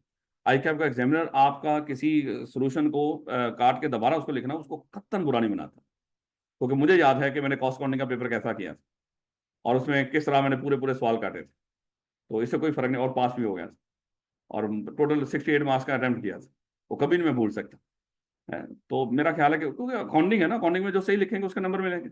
उसमें कौन सी थ्योरी है कि हर चीज में से कुछ ना कुछ नंबर काटने ही काटने हैं, तो सही लिखेंगे इंशाल्लाह उसके नंबर। और आपको पता है फिर कॉस्ट अकाउंट में स्टैंडर्ड नहीं होते, जो अपनी अकल इस्तेमाल करते हुए सही से कोई चीजें वो करते हैं ना, मुझसे रटे रुटे नहीं लगते। हाँ हाँ, कोई चीज कॉन्सेप्चुअल हो वो मैं कर सकता हूँ, तो शायद मैं कर दिया होगा, उसको अच्छा लगा होगा जो भी किया होगा। क्योंकि मुझे याद है केमिस्ट्री एफएससी की, तो अकेडमी रखी हुई थी, सिविल लाइन में पढ़ते थे लेकिन कॉलेजेस में आपको पता है, लेकिन हालांकि कॉलेज के अंदर बहुत अच्छे टीचर भी थे, उनके पास जीसी के बच्चे भी आके पढ़ते थे, वो सारा हमारे हाल भरे होते थे, केमिस्ट्री का ही खास बात। तो मुझे याद है कि अकेडमी में टेस्ट हुआ, उस टेस्ट का जो मैंने सोल्यूशन लिखा, वो टीचर को यकीन ही नहीं आया कि ये मैंने लिखा है। तो जब कोई चीज़ समझ आ रही है तो बंदे को उसको अपने अल्फाजों में जब वो बयान करता है तो जाहिर बात है, टीचर क्या उसने पूरी क्लास के अंदर इस चीज़ को डिस्कस किया कि ये देखें जी इन्होंने सबसे ज़्यादा नंबर लिए हैं, लेकिन फिर बाद में मुझसे डिस्कस किया ये तूने कहाँ से लिखे, क्योंकि मैंने तो ऐसा कोई नोट्स दिए ही नहीं आपको। तो कहने का ये मतलब कि सम टाइम जो समझ आ जाए तो फिर उसको करने का तो फिर मजा ही कुछ और होता है, समझ ना हो तो फिर आपको पता है जो हम करते हैं उसके साथ है। ले बेटा। कहता है कि information that bring into the question the liability of document. जब आपके बड़े सारे डॉक्यूमेंट्स आपके सामने आया करेंगे, क्या उन डॉक्यूमेंट्स को आप सही मान लें? है कहीं ना कहीं कोई ऐसी इन्फॉर्मेशन, जैसे अभी मैंने आपको बोला, आपने कहा कि इस चीज की डॉक्यूमेंट्री एविडेंस हो, है डॉक्यूमेंट्स दिखाओ, उन्होंने डॉक्यूमेंट्स दिखा रहे हैं लेकिन कॉपियां हैं, कॉपी इतनी लायबल नहीं होगी। आगे जाके देखेंगे कि कौन सी ऑडिट एविडेंस ज्यादा लायबल होती है। उसके बाद मेरे से condition that may indicate possibility of fraud, जहां पे आपको लगे कि यहाँ पे फ्रॉड की पॉसिबिलिटी हो सकती है, कुछ इस तरह की कंडीशन भी। और इतनी लंबी चौड़ी चैप्टर नंबर 3 के अंदर जाके चीजें हमने डिस्कस करनी है। आपको तीन वजूहात हो सकती हैं फ्रॉड की, है वो तीन वजूहात की आगे कोई 10-10, 15-15 एग्जाम्पल देगा, उसके बाहर कुछ नहीं आ सकता है कि कौन सी ऐसी वजूहात हो सकते हैं कि जिसकी वजह से कंपनी क्या करती है, फ्रॉड करती है। जैसे 10 एग्जाम्पल अगर हम फ्रॉड की बात करें, उसके पीछे कौन कौन सी वजह हो सकती है। या तो हमारी मजबूरी होती है, कंपनी बहुत बुरा परफॉर्म कर रही है और अब फाइनेंशियल स्टेटमेंट्स बनानी है और मालिकों को दिखाना है, तो अब कंपनी बुरा परफॉर्म कर रही है, मजबूरी है, हमारी रोजी रोटी तनख्वाहें भी उसी बेस पे लगी हुई, तो मजबूरी में क्या करेंगे, फाइनेंशियल स्टेटमेंट्स को खराब करेंगे। बात क्या होती है, मजबूरी होती है। अच्छा, बात कि हम क्यों फ्रॉड करते हैं, प्रेशर होता है कि प्रेशर होता है किसी तरफ से कि आपने अच्छा परफॉर्म करना है, उस प्रेशर हमें टारगेट मिले होते हैं बड़े जज्बाती किस्म के, अगर वो ना पूरे हो रहे हो हम 2 नंबर तरीके से करते हैं। तो ये भी एक मेरे बच्चे, या तो मेरे बच्चे कोई भी हाँ जो फ्रॉड करता है उसमें या तो कोई मजबूरी हो सकती है जिसमें प्रेशर वगैरह कह लो, या बात का तो इंसेंटिव होते हैं। कंपनी को कहा, मैनेजमेंट को कहा होता कि आप बहुत अच्छा परफॉर्म करें, आपको ये कुछ मिलेगा। वो परफॉर्म तो किया नहीं होता, वो कहते हैं ठीक है, हम फिर फाइनेंशियल स्टेटमेंट्स में 2 नंबरी कर लेते हैं। और बात का तो मेरे बच्चे यानी कि मजबूरी और प्रेशर के साथ साथ इंसेंटिव हो गया, और उसके बाद मेरे बच्चे बात का तो अपॉर्चुनिटी होती है, मौका मिल जाता है किसी बंदे को, मौका भी फ्रॉड की वजह बनता है। तो इन सारी चीजों के अंदर हम बेतहाशा एग्जांपल पढ़ेंगे चैप्टर नंबर 3 के अंदर जाके। तो मेरे बच्चे कंडीशन दैट में इंडिकेट पॉसिबिलिटी ऑफ फ्रॉड, वो कौन कौन सी हो सकती हैं जिसमें जहां पे फ्रॉड के चांसेस हो सकते हैं मेरे बच्चे, उसमें प्रोफेशनल स्केप्टिसिज्म। अच्छा, ये तो यहाँ पे सिर्फ 3 एग्जांपल दी हुई है ना उसने, जो आपको नोट्स मैंने शेयर किए हैं उसके अंदर कोई 5-5, 6-6 एग्जांपल मैंने मजीद भी ऐड किए हैं, ताकि ये बहुत इंपॉर्टेंट है। वो जो स्मार्ट नोट्स दिए ना मैंने, तो उसके अंदर जो रेड लिखा होगा, अगर आपने उसको कॉपी कराया तो फिर तो वो चाहे नजर नहीं आएगा, लेकिन अगर वो उसके अंदर ही है तो आपको वो चीजें नजर आ जाएंगी। तो उसमें 5-5, 6-6 एग्जाम्पल मैंने मजीद भी दी हैं, ताकि इसको पढ़ते हुए आपको मजीद आइडिया हो जाए चीज का। क्या रखोगे बेटा? उसके बाद एडवांटेज ऑफ मेंटेनिंग प्रोफेशनल, देखो हम पढ़ क्या रहे हो, टॉपिक इंतहाई important, professional scepticism. Professional scepticism था क्या, मिली है मेरे उसमें? हाँ, उसमें काफी एग्जाम्पल है उसका, वो कोई मसला नहीं। बस पहले 3 के अलावा बाकी सारी की सारी वो ऐड की हुई है, क्योंकि वो अगर सॉफ्ट में देखेंगे फिर वो नजर आएगा, क्योंकि प्रिंट हो गया फिर तो वो सारी एक ही जैसा, बल्कि रेड तरह थोड़ा सा फेड प्रिंट प्रिंट होगा। लेकिन ये है बड़ा सुकून से आप छोटे छोटे पॉइंट्स की शक्ल में 1 मिनट में चैप्टर रिवाइज कर सकते हैं। ये पूरा आपका चैप्टर है डिटो। और मैं थोड़ा सा बता दूंगा कल जब ये चैप्टर खत्म होगा इंशाल्लाह, तो मैं आपको बता दूंगा इसको किस तरह वो रीड करना है, मैंने कौन सा बुलेट किस मकसद के लिए इस्तेमाल किया है। ले बेटा, पढ़ रहे हो प्रोफेशनल स्केप्टिसिज्म। और प्रोफेशनल स्केप्टिसिज्म क्या था बोला, हर चीज को शक की निगाह से देखना है, या किस चीज को जिस तरह नजर आ रही है उस तरह नहीं मान लेना, उस पर यकीन नहीं करना।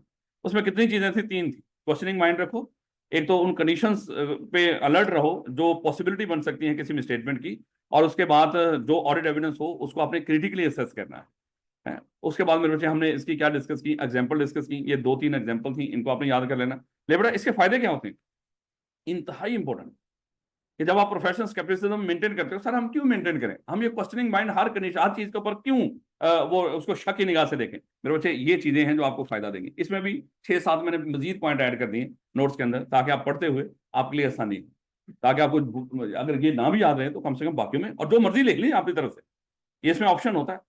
ये नहीं कि आपने वहां पे यही यूज करनी है, जो मैंने आपको बताई है वो लिख दें, ये कोई भी ना लिखे, बिल्कुल वो सही है। लोड ये नहीं होता कि ये सारी वही हैं जो हो सकती है इसकी एग्जाम्पल, ना ना, ये ओपन है। लोड़ा कहा एक क्या फायदे मिलते हैं प्रोफेशनल स्केप्टिसिज्म मेंटेन करने के। देखो, आपने सबसे पहले डेफिनेशन पढ़ी, उसके बाद उसकी मेरे बच्चे वो पढ़ी एग्जांपल्स। अब मेरे बच्चे इसके फायदे पढ़ रहे। सबसे पहले ओवरलुकिंग अनयूजुअल ट्रांजैक्शन। अगर प्रोफेशनल स्केप्टिसिज्म दिमाग में रखोगे, जो अनयूजुअल ट्रांजैक्शन हो रही होंगी वो ओवरलुक नहीं होंगी, वो नजरअंदाज नहीं होंगी। जैसा अभी मैंने आपको एक एग्जांपल दी थी, सारा साल सेल नहीं हो रही और आखिरी महीने में जाके टका के सेल हो रही है, तो आपके फौरन से दिमाग में आ जाएगा ये कैसे हो सकता है कि सारा साल सेल नहीं हो रही और आखिरी महीने में जाके, तो ये अनयूजुअल ट्रांजेक्शन है कि आखिरी दिनों में जाके इतनी ट्रांजेक्शन दिखा रहे हैं। और फिर एक बंदे को बहुत ज्यादा सेल हो रही है, ये भी आपको कहेगा कि यार ये इतना तगड़ा कहां से आ गया, पहले तो कभी है नहीं इस तरह का जो पिछली फाइनेंशियल स्टेटमेंट या इधर उधर कि इस तरह का कोई बंदा हो जिसको इतनी सेल कर रहे हो। तो मेरे बच्चे वहां पर भी आपको पता चलेगा एक ही बंदे को इतनी ज्यादा सेल, ये एक अनयूजुअल ट्रांजेक्शन है। तो आप अगर ये प्रोफेशनल स्केप्टिसिज्म अपने दिमाग में ये क्वेश्चनिंग माइंड ना लेकर आते, तो शायद ये जो अनयूजुअल ट्रांजेक्शन हो रही है इन पर आपका ध्यान ही ना पड़ता। तो अनयूजुअल जो रूटीन से हटके ट्रांजेक्शन हो रही हो, अगर आप प्रोफेशनल स्केप्टिसिज्म मेंटेन करोगे, वो ओवरलुक नहीं हो, वो आपसे छुप ही नहीं रहेंगे। जैसा मैंने आपको बताया था कि पूरा वो जो पुलिस वाले हैं उसकी इन्वेस्टिगेशन पूरी की पूरी इसी तरह होती है। उसके बाद कहता है कि over generalizing when drawing conclusion from audit observation. और फिर आप क्या करते हो, जब ऑडिट एविडेंस की बेस पे अपना कंक्लूजन ड्रॉ करते हो, वो ओवर जनरलाइज नहीं हो। ओवर जनरलाइज क्या होता है, जैसे जिसको हम स्टीरियोटाइपिंग कहते हैं वैसे ज्यादा अल्फाज में, ये होता है ना कि अक्सर हम कह देते हैं कि जो शेख हैं वो कंजूस होते हैं। ये शायद ये ओवर जनरलाइज किया हुआ। हर शेख कंजूस नहीं होता, या हर अराई ये नहीं कि हर वक्त बैठा प्याज ही खा रहा है। तो अल्लाह माफ करे, गुज्जर हमेशा बदबूदार ही होगा। ऐसी ये बात, ये क्या हमने किया हुआ, ये चीजों को ओवर जनरलाइज किया हुआ। मैं बता रहा हूं आपको जनरली। तो अगर आप प्रोफेशनल स्केप्टिसिज्म दिमाग में रखेंगे, तो चीजों को ओवर जनरलाइज नहीं करेंगे। यानी कि ये नहीं कि जिस तरह चीज आपको नजर आ रही हो तो आपको, जैसे हमने वो पहला डब्बा खोला था ना इन्वेंट्री को चेक करने के लिए, अब वो डब्बा सही था, आपने ओवर जनरलाइज कर लिया सारी इन्वेंट्री सही है। नमाज के टाइम सारे मस्जिद में थे, आपने ओवर जनरलाइज कर दिया सारे नेक, दो नंबरी हो ही नहीं सकती है? तो आप एक चीज को देख, और ये नहीं कि एक डब्बा खोला वो खराब है, आपने ओवर जनरलाइज कर लिया कि सारे ही खराब हो। तो ये मेरे बच्चे आप क्या करते हैं, अगर आप प्रोफेशनल स्केप्टिसिज्म दिमाग में रखेंगे तो चीजों को ओवर जनरलाइज नहीं करेंगे। यानी कि जो एक चीज खराब है ये नहीं समझेंगे सभी खराब हो, अगर एक चीज सही है ये नहीं समझेंगे सभी सही है। याद रखो। उसके बाद using in appropriate assumption in determining the nature, timing, extent of audit procedure and evaluating. और अगर आप प्रोफेशनल स्केप्टिसिज्म दिमाग में रखोगे तो आप क्या करेंगे, in appropriate assumptions in determining nature, timing and extent of audit procedure. ये हम जगह जगह लफ्ज यूज करते हैं कि ऑडिटर जब ऑडिट प्रोसीजर लगाता है ना, किस तरह के प्रोसीजर लगाने। देखो आपके पास 7 तरह के प्रोसीजर है। प्रोसीजर की नेचर क्या होगी, मैं यहाँ पे इंक्वायरी करूं, ऑब्जर्व करूं, क्या करूं, या एक से ज्यादा प्रोसीजर इस्तेमाल करूं, किस नेचर के और किस वक्त प्रोसीजर लगाऊं। यहाँ पे वक्त टाइमिंग बड़ी इंपॉर्टेंट होगी। जैसे मान लो कि हमारी कंपनी कहती है हम इन्वेंट्री काउंट करते हैं 5 बजे। अब आप देखना चाह रहे हो ये 5 बजे इन्वेंट्री काउंट करते भी है कि नहीं है, तो फिर मुझे बताओ इसकी टाइमिंग दिन 12 बजे होगी इस चीज को चेक करने के लिए। अगर आपने देखना हो कि कंपनी जो इन्वेंट्री काउंट करती है कि नहीं, उसको चेक करने के लिए आप 12 बजे जाके गेट पे बैठ जाएंगे, कहीं दूर जाके छुप के बैठेंगे, या 5 बजे। 5 बजे। तो कौन सा प्रोसीजर किस वक्त लगाना है ये बड़ा इंपॉर्टेंट होता है, और फिर किस हद तक प्रोसीजर लगाने हैं। ये 3 अल्फाज जगह जगह पे बोले जाते हैं, कौन सा प्रोसीजर, किस वक्त और किस हद तक इस्तेमाल करना है। तो ऑडिटर मेरे बच्चे अगर प्रोफेशनल स्केप्टिसिज्म में इस्तेमाल कर रहा होगा, तो वो इन अप्रोप्रिएट गैर मुनासिब अजम्पशंस लेते हुए नेचर, टाइमिंग और extent of audit procedure determine नहीं करेगा, बल्कि वो क्या करेगा, हमेशा प्रोफेशनल स्केप्टिसिज्म इस्तेमाल करते हुए, क्वेश्चनिंग माइंड रखते हुए, वो चीजों के लिहाज से मुनासिब मेरे बच्चे अजम्पशंस लेता हुआ, वो मुनासिब जो प्रोसीजर भी हैं उनकी टाइमिंग, नेचर और एक्सटेंट मुनासिब रखेगा। याद रखोगे। जैसे मानो अगर कोई चीज आपको लगे ना यहाँ पे गलत है, हो सकता है जो चीज आपको नजर आई वही गलत है, बाकी सब सही है, और आपको लगा सारा कुछ यहाँ पे गलत है। जैसे आप ओवर जनरलाइजिंग की बात, और उसके बाद आपने टका के प्रोसीजर लगाना शुरू कर दिए, अपना टाइम जाया कर रहे हैं, क्योंकि सिर्फ जो चीज आपको नजर आई थी वही गलत थी, बाकी सब सही था। जैसे आप जब पेपर करते हो ना, हम आपको बार बार क्यों कहते हैं कि शुरू के अंदर वो लिखना जो आपको सही आते हैं। ये सेम इसीलिए है, हमें लग रहा है कि शायद आपका जो एग्जामिनर है, पेपर चेकर है, वो चीजों को शायद थोड़ा सा ओवर जनरलाइज करेगा। उसको लगेगा इस बच्चे ने शुरू के अंदर ये क्वेश्चन मैंने इसका देखा, इसका आंसर सही था और कमाल का था, शायद आगे भी सही है। लेकिन अगर आपने माशाल्लाह शुरू में गलत लिखा, कहेगा यहां पे इसने इतना गंदा, तो इसका बाकी भी खराब है, हो सकता बाकी सही था आपका। तो ये मेरे बच्चे एक तो इस चीज, उसके बाद 6-7 एग्जाम्पल मैंने आपको अलहदा भी दी हुई है उसके अंदर, वो आपने अच्छे तरीके से कर लेनी है, इसको अच्छे तरीके से पढ़ लीजिएगा। लो बेटा, इंतहाई इंपॉर्टेंट टॉपिक अभी भी आपने डिस्कस किया है, कौन सा बोला, प्रोफेशनल स्केप्टिसिज्म। ये लफ्ज कभी भी आपके कभी भी सामने आए तो फौरन से दिमाग में लेकर आना कि प्रोफेशनल स्केप्टिसिज्म होता क्या, और ये सी से नहीं लिखें, फिलहाल तो के से ही लिखा होता है कहीं पे उसको हो, क्योंकि अक्सर ये जो आप गूगल करेंगे इधर उधर लिखेंगे वो सी से लिखा रहा हूँ। तो लेकिन ये इसको क्या कैसे लिखें, के से लिखें बेटा। तो प्रोफेशनल स्केप्टिसिज्म में थी कितनी चीजें, 3। अगर कोई डिफाइन करे ना कि बताओ प्रोफेशनल स्केप्टिसिज्म क्या है, तो डेफिनेशन तो इसकी वैसे तो नहीं दे रखी, वो 3 चीजें बता रखी हैं कि क्वेश्चनिंग माइंड रखना है, और कंडीशंस पर अलर्ट रहना जो फ्रॉड वगैरह की वजह बन सकती हो, और आपने कोई भी एविडेंस मिले उसको क्या करना है, क्रिटिकली असेस करना है, और उसके बाद उसकी एग्जाम्पल और इसका फायदा क्या है। तो ये मेरे बच्चे कोई इसको अच्छे तरीके से याद कर लेना। लो बेटा, नेक्स्ट आ गया प्रोफेशनल जजमेंट। अच्छा, प्रोफेशनल जजमेंट होती क्या है? देखो मेरे से याद है बचपन के अंदर आपने जब बी लॉ पढ़ा था, तो बी लॉ में शुरू के अंदर आपको चैप्टर नंबर 1 में सोर्सेज ऑफ लॉ बताए गए। मालूम था आज मेरे बच्चे ये क्लास का, मेरा ख्याल है कि वो, पता नहीं ऐसे कैसे हो सकता कि दो बंदों को पैगाम दिया हो और वो ना आए, लेकिन फिर भी आज के लिए मालूम, क्योंकि मेरी तो खैर है, मैं तो बुजुर्ग हूँ, है? आप मासूम बच्चों की फिक्र होती कि वो इतनी मेहनत करके यहाँ तक पहुंचना और उसके बाद वो करना, तो थोड़ी सी दिक्कत होती है। ले बेटा जरा देखिएगा, चैप्टर नंबर 1 के अंदर सोर्सेज ऑफ लॉ पढ़े थे आपने, और 4 तरह के सोर्सेज ऑफ लॉ थे कि कहाँ कहाँ से कानून बनता है। एक तो मेरे बच्चे हमने डिस्कस किया था, वहां पे वो पार्लियामेंट, उसका काम ही कानून साजी होता है, वो कानून बनाती है। उसके बाद अगर आपको याद हो, एक कस्टम्स हुआ करती थी, एक हमारे जो कॉन्ट्रैक्ट हैं ये हुआ करता था, और एक प्रेसिडेंट। आपको याद है कि जब आपने प्रेसिडेंट पढ़ी थी वो क्या थी, कि कैसे कानून बनते हैं वहां पे? अक्सर मामलात अदालतों के अंदर ऐसे चले जाते हैं जिसके बारे में कानून की किताबों में कुछ लिखा ही नहीं होता, ऐसा केस चला जाता है अदालत के अंदर। अब अदालत वहां पे ये नहीं कहेगी कि इस चीज के बारे में तो कानून की किताबों में कुछ लिखा ही नहीं कि हमें कैसे फैसला करना है, तो हम फैसला नहीं करेंगे, आप चलो जाओ, यहाँ ऐसे नहीं करेगी। अदालत ने फैसला करना है उसके ऊपर, लेकिन अदालत जब उसके ऊपर फैसला करेगी वो कैसे करेगी? कानून की किताबों में तो कुछ नहीं लिखा।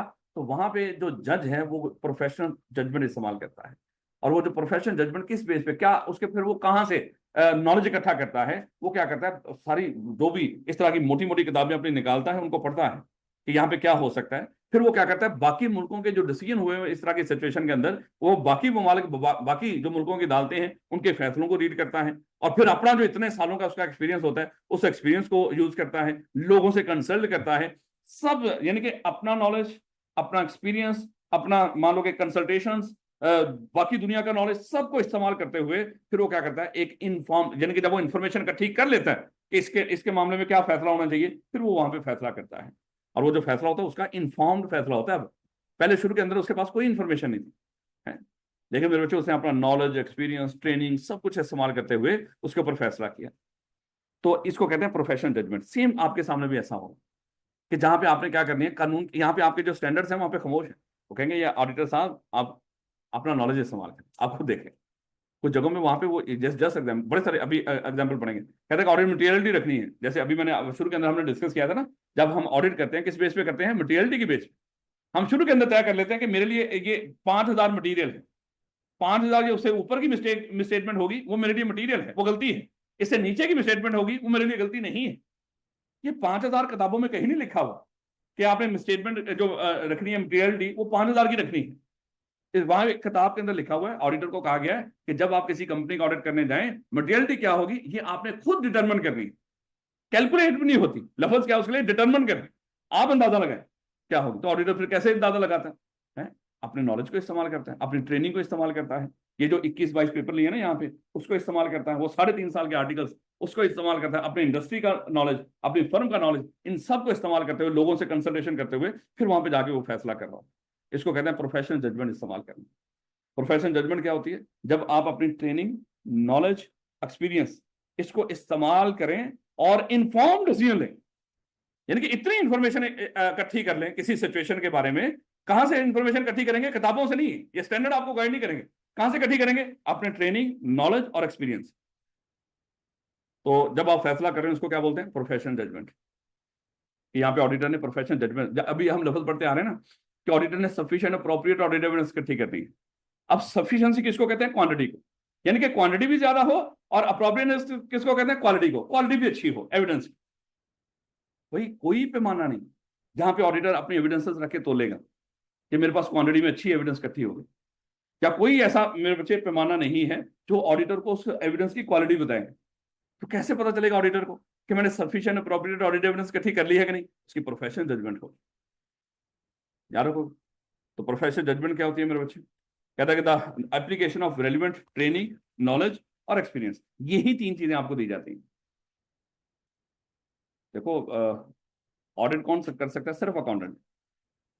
अकाउंटेंट तो यहाँ पे बड़े सारे हैं, लेकिन फिर आगे एक और तय कर लिया गया, अकाउंटेंट में से भी कौन? Chartered accountant. इसके अलावा देखो प्रोफेशनल, आप ही प्रोफेशनल, डॉक्टर, इंजीनियर, ये सारे लोग प्रोफेशनल्स हैं, लॉयर वगैरह। उनको क्यों नहीं कह दिया गया कि भाई आप ऑडिट करें? नहीं नहीं, उनको नहीं कहा गया, आपको कहा गया, क्योंकि आपके पास शायद कुछ जगहों पे प्रोफेशनल जजमेंट भी इस्तेमाल करनी है। और आपके पास रेलिवेंट ट्रेनिंग होती है, नॉलेज होता है और एक्सपीरियंस होता है। क्या रखोगे इस बात को? तो तीन चीजें मेरे बच्चे प्रोफेशनल जजमेंट में इस्तेमाल की जाती हैं। कौन कौन सी? ट्रेनिंग कितने सालों की आपको ट्रेनिंग दी जाती है? 3.5 साल। नॉलेज कितने लेवल्स में पढ़ाया जाता है? 4 लेवल्स। पीआरसी, कैफ, सीफैप, एमएसए, ये नॉलेज ही दिया जाता है ना। उसके बाद एक्सपीरियंस है, जब आप माशाल्लाह वो 3.5 साल के आर्टिकल पूरे कर लेते हो, इंडस्ट्री में जाते हो या फर्म्स के साथ ही अटैच होते हो, उसके बाद मजीद वहां पे एक्सपीरियंस गेन करते हैं। ये सारी चीजें मिलकर आपको किस चीज में मदद करेंगी? Professional judgment. होता है ना, हम बुजुर्गों से वो करवाते हैं, अक्सर मशवरा करते हैं। हम क्यों बुजुर्गों से मशवरा करते हैं? उनके पास यही तो होता है? उनके पास एक्सपीरियंस है, नॉलेज है, तो उस बेस पे हमें वो एक, वैसे ही चले टाइम तो हो गया। वो एक है ना कि एक बारात कहीं पे जानी थी, वो अक्सर बुजुर्ग हमें सुनाया करते थे। एक बारात कहीं पे जानी थी, तो उस बारात में ये कंडीशन रखी गई अगली खातून की तरफ से, कि भाई इस बारात में कोई बुजुर्ग नहीं होना चाहिए। पुराने वक्तों में जाती थी बारातें, कई कई दिन वहां पे ठहरा करती थी, इस तरह के वहां पे वो हुआ करता था। लेकिन अगली जो वो थी फैमिली, उन्होंने की तरफ से रिक्वायरमेंट ये थी कि बुजुर्ग कोई ना आए। ये सारे ये परेशान हुए आपस में कि इन्होंने बुजुर्ग को क्यों रोका। इन्होंने कहा कि लाजमी वहां पे कोई ना कोई इस तरह का इन्होंने हमारे साथ खेल खेलना है, जहां पे शायद वो नौजवानों के बस की बात ही ना हो। तो इन्होंने कहा कि फिर एक बुजुर्ग से पूछा कि अब हम क्या करें। उन्होंने कहा कि करना क्या है, ये कोई ये पेटी शेटी पकड़े, उसमें मुझे रख लें, ले जाएं, देख लेते हैं वहां पे होता क्या है, छुपा लो मुझे और ले जाओ साथ। और तो मैं क्या बता सकता हूँ फिलहाल। अच्छा, उन्होंने बुजुर्ग को पेटी में बंद किया और ले गए। अच्छा, उन्होंने वहां पे कहा कि लो भाई, ये रुखसती तब होनी है अगर ये बारात, अब वहां पे 100 बंदा है उस बारात का, ये 100 बकरे खाएंगे। अब 100 बंदा 100 बकरा कैसे खाए? पॉसिबल ही नहीं है। 100 बंदे ने 100 बकरा खाना। उन्होंने कहा ये तो काम खराब हो गया। उन्होंने कहा नहीं तो कोई यहाँ पे बारात वैसे ही वापस जाएगी। वो गए बुजुर्ग के पास, उन्होंने कहा कि अच्छा जी ये कह रहे हैं। उन्होंने कहा मसला ही कोई नहीं। उनको कहेंगे एक एक करके पका के लेते लेते आए, इनके इकट्ठे ना लेकर आए, एक एक पकाएं और ले आए। लो भाई वो 100 बकरा खा गए। तो कहने का ये मतलब कि कहीं ना कहीं ये इनके पास यही चीजें होती हैं। और ये जो प्रोफेशनल जजमेंट है, ये कहाँ से आएगी? तीन चीजों, ट्रेनिंग, नॉलेज और एक्सपीरियंस। थोड़ा छोटी सी बात बस। ये प्रोफेशनल जजमेंट अभी मैंने आपको कुछ कुछ स्टैंडर्ड आपको खामोश होंगे कुछ जगह, कहेंगे आप अपना नॉलेज, ट्रेनिंग, एक्सपीरियंस से इस्तेमाल करें। कौन सी ऐसी चीजें होंगी? बस मैं बता रहा हूँ, कल इसको रिले में पढ़ेंगे। मटीरियलिटी कहीं नहीं लिखी हुई, कितनी सेट करनी है। ऑडिट रिस्क यहाँ पे है या नहीं है, ज्यादा है कम है। तो मेरे बच्चे ये भी कहीं, अभी मैंने बताया था ना रीजनेबल एश्योरेंस, रीजनेबल एश्योरेंस में कहीं नहीं लिखा हुआ कि 90% तक आप एश्योरेंस दे रहे हो, 10% ऊपर ऑडिट रिस्क है, कहीं नहीं लिखा हुआ। तो ऑडिट रिस्क कम रखना है, ज्यादा रखना है, कम रखेंगे तो किस तरह रखेंगे, वो सारा कुछ मेरे बच्चे।